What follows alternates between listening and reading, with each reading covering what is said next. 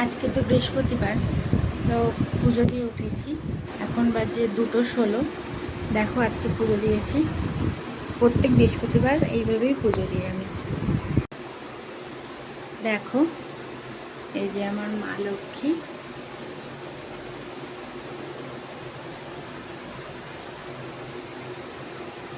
যে মহাদেব,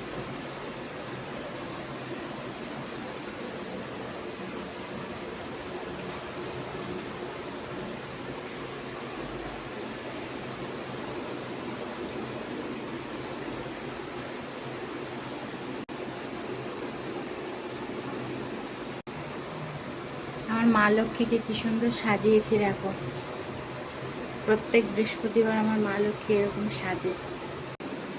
কেমন লাগলো জানিও, কেমন হয়েছে জানিও তোমরা।